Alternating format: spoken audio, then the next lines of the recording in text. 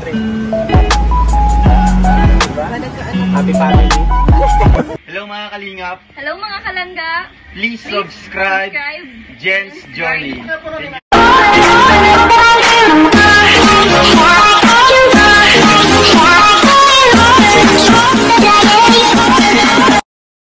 mga kalingap at mga kalangga. Welcome back to my YouTube channel, Jen's Journey. So for today's video, nakikita nyo masaya ako. Kasi ang saya ng re-reactionan natin ngayon at ang kilig. Syempre, sa vlog ni Langga Rachel Morales vlog. And of course, but before that, huwag po natin kalimutan suportahan Kuya Bal Santos Matubang, Ate Edna Vlogs, Kalingap Rab, at syempre buong Team Kalingap, of course, especially Ruel of Malalag, Rachel Morales Vlog, Daddy Dora TV, Kuya Red Nobeno, Kuya Brooks, and syempre Ate Lorny TV, at ang buong Team Kalingap. Shoutout sa mga ambassador. Ambassador Rhea Olarte from Davao, syempre andyan si Mick Agnes Vlog, Kalingap Angeli, Kalingap Baby Girl, and syempre Kalingap Dudu, and of course Kalingap Jose, Ambassador Jose, and andyan si Kalingap Taray Papsi, syempre Kalingap J. Morello Vlogs, andyan si Kalingap Lydia, Kalingap Villones TV, Kalingap Rose, Kalingap Vilma, Catherine Official, at marami pong iba, Kalingap Gilbert, at ang buong Team Kalingap po. Supportan po natin sila sa paraan po ng ating panunood. Mas marami pa po, para na din po tayo nakatulong sa ating kapwa. And syempre sila Kalingap Dan, ayan, sila Alfred TV, John Rivera Official, Reagan Vlog, Justin Aguirre, sino pa ba? Beji Scheme Official, no? Sa mga team po ni Rivera. So hindi pa po nakasubscribe kay Rachel Morales Vlog, and subscribe niyo po. And syempre, bisitahin ang kanyang channel and support sa kanyang mga videos. Please like, comment, and share. And of course, click the notification bell para lagi po yung updated sa kanyang mga upload. So, ayan ang saya dito kasi yung latest vlog niya 2 days ago yung vlog ni Langga Rachel. Hi sa iyo Langga Rachel. Ayan, I miss you. Mag-ingat po kayo palagi nila ni Dudong po sa mga lakad po din. So, ayan. Eto yung video. Natawang-tawa ako guys, no? Natawang-tawa ako, mag-isa ako, kinilig din ako. Bakit? Kasi ito yung video na vlog niya, nandun siya sa kubo ni Ruel. Yung pinapagawa ngayon, no? Na ang saya doon, no? Para kang nakaka-unwind doon, nakaka-relax ng isip, no? Kung stress yung isip mo, punta ka doon, sakto dubo, may taas siya, may taas na, dalawang palapag doon, no? Talagang nakaka-relax doon, no? Maganda yon pag matapos na, no? Sana makarating din tayo doon pagbalik natin ng daet. And syempre, talagang natawa ko kay Langga. Ito kasi kay Langga at kay Ruel, kumbaga, normal na sa kanilang magbiruan, no? Yung biruan nila, yun na yung nila, the way nila na mag-loving-loving sila. So, natawa ko kay Langga Rachel. Ang lupit niyang mag-interview kay Ruel.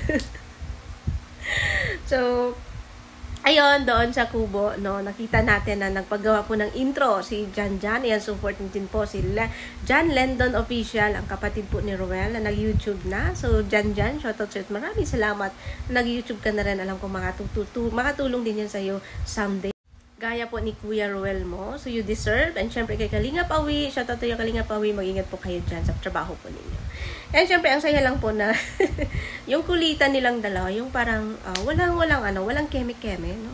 Wala nang hiyaan sa kanilang dalawa. Makikita mo kung paano nila hinandle yung isa't isa. Kumbaga, masaya lang po sila sa kung anong meron sila. Yung sa bawat time na magkasama sila, no?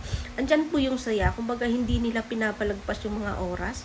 Hindi nila sinasayang yung mga oras na magtampo, no? Masaya lang po talaga sila. Ang cute nilang pagmasdan. Nang gumawa ng intro ni Jan, no, na talagang pareho silang kwela, si Langga Rachel at Ruel. So, naalala ko din yung nagpagawa ko ng intro doon.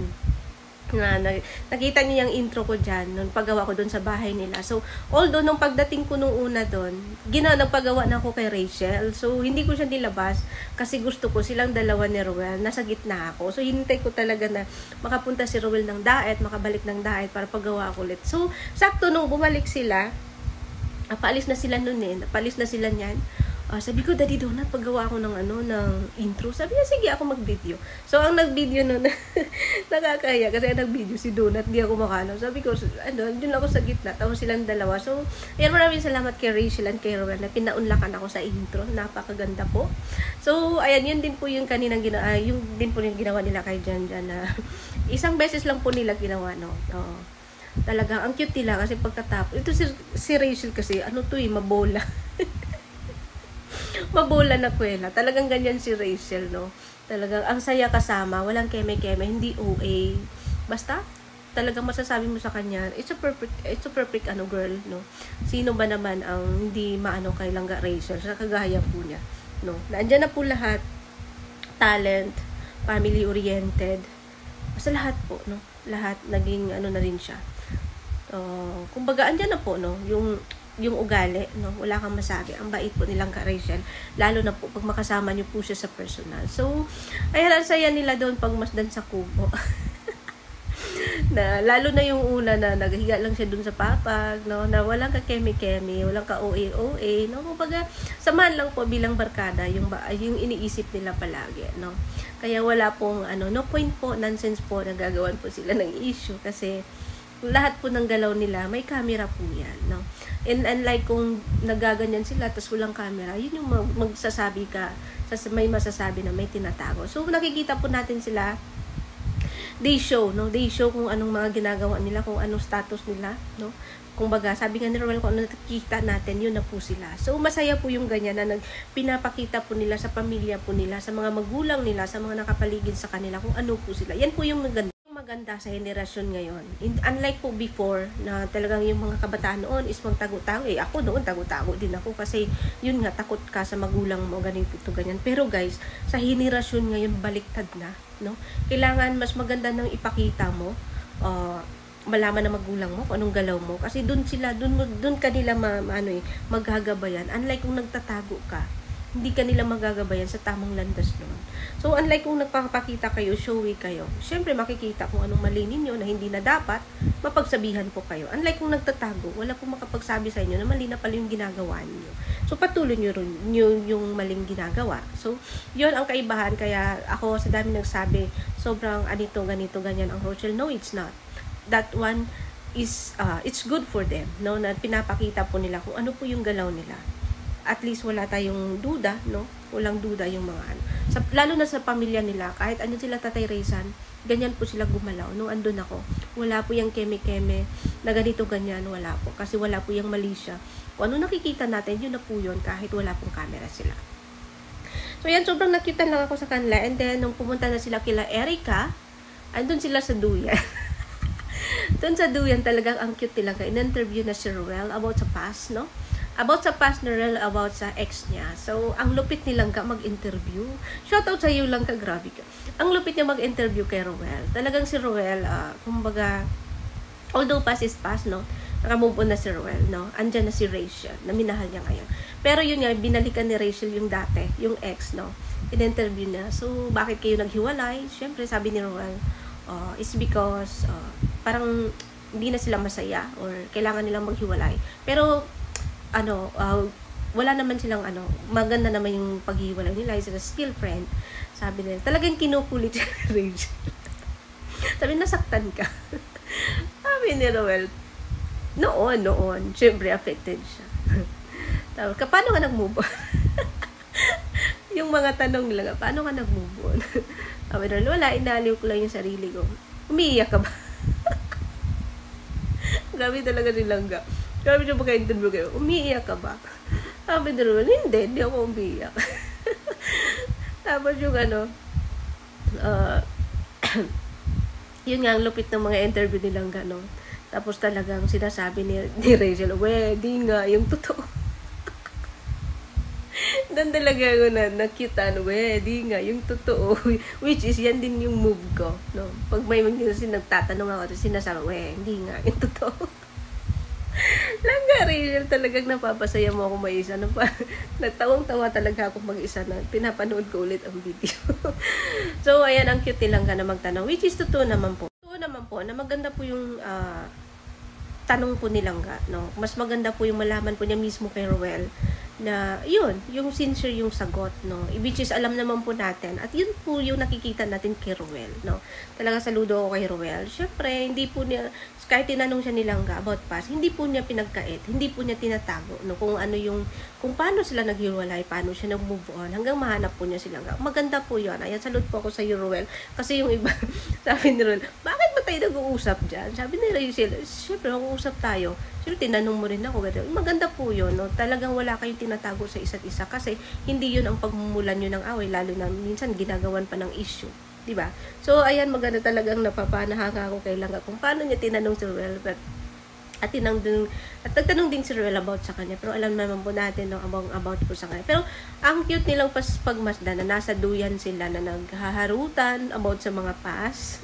Si Ruel nag-video. Si Rachel din nag-video ng vlog niya. Ganon talaga pag puro vlogger guys. Talagang pag magkasama kayo, puro hawak-hawak kami. Ganon na lang yung camera. Kasi nung andun ako, ganon din kami ni Daddy Donut, ni Provinciano. Ako, gano'n na lang ng camera sa maharap lang. So, ang saya po ang pagiging vlogger. Sobrang saya po, no? Nakakaaliw po. Exercise pa po sa katawan mo. Exercise pa po yung isip mo. Nakakaaliw, nakakatuwa. Minsan nakakalungkot man din kung makahanap ka po ng mga tao na nangangailangan po ng tulong, no? Nakakawa at nakakaiyak din po. Andyan po lahat. Halo po yung emosyon pag magiging isang vlogger ka. So, ayan, maraming salamat kay Ruel of Malalag na palagi pong andyan kay Langga Rachel, no? Alam nyo, kayong dalawa, wala akong ibang inaabangan sa inyo, kundi magkaroon na kayo ng pamilya. Alam kong matagal pa, pero who knows, no? Baka magbago yung mga isip ninyo. Better early. Walang problema. Hayaan nyo yung iba. Pero pa sa akin, excited ako na magiging kayo. Gusto ko mapagmasdan pa. Yung magkaroon na kayo ng isang pamilya, magkaroon na kayo ng isang anak.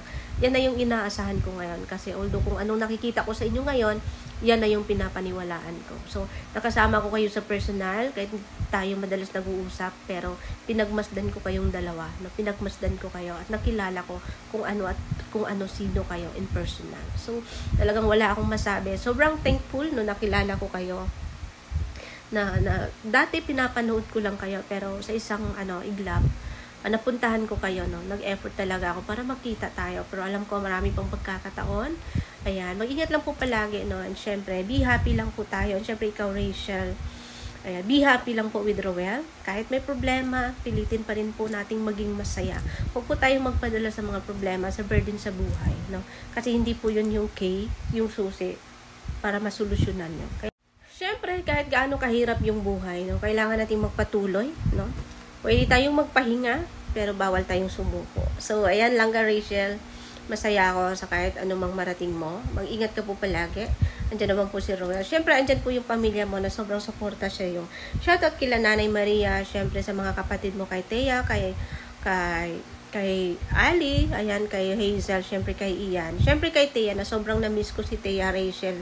Alam mo, napaka-sweet ng kapatid mo. Talagang kung nung andun ako, dito na naman tayo. Hindi ko mapigilan, no, na maiyak at maluha sa lambing niya kasi ramdam ko na na-miss niya yung mama ninyo, no? Na-miss niya yung mama ninyo. Kaya kahit nabash na ako doon, andun pa rin ako kasi alam ko yung kalinga. Hanap po ni Thea yung kalinga ng isang ina. Although andyan man po kayo, mga kapatid, andyan po si Tata Reza, andyan po si ate, si Titay bilang pangalawa yung magulang, pero iba pa rin yung kalinga po ng isang ina kasi alam naman po natin na maliit pa po si Thea nung nawala po si nanay ninyo. Pero although, andyan naman po kayo, marami po kami nagmamahal sa inyo. Syempre kay Thea na sobrang namimiss ko palagi na, lalo at mag-chat siya sa akin. Ayan, nakakamiss po Thea. Ayan, hayaan at magkikita din po tayo ulit. Syempre magpakabait palagi, no? And syempre mag-aral po ng mabuti para matupad po ninyo ang mga pangarap po ninyo sa buhay. Kahit wala na po si mama ninyo, alam pong masaya po si mama ninyo na nakikita po kayong masaya ngayon sa kinalalagyan nyo. At deserve nyo po yan. So, ayan, hanggang dito na lang po yung reaction natin.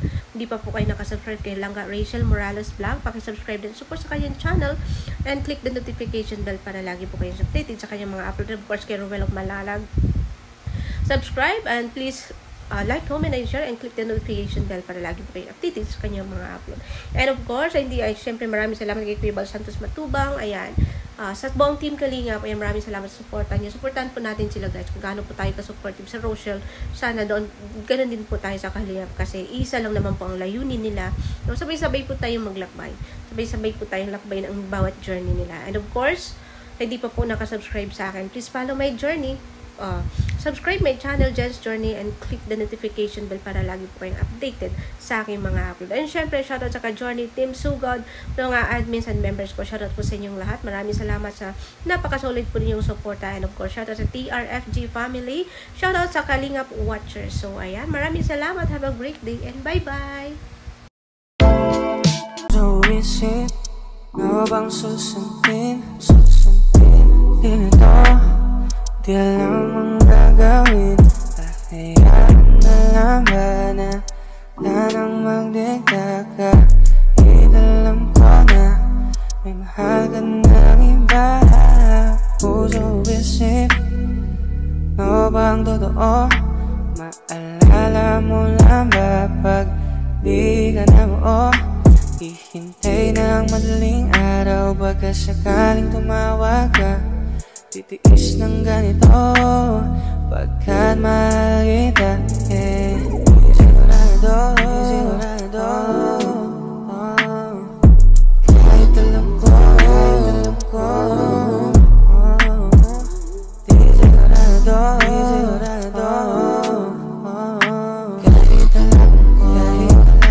dahil alam ko, lagi sinasabi sa sarili, di magtatagalan.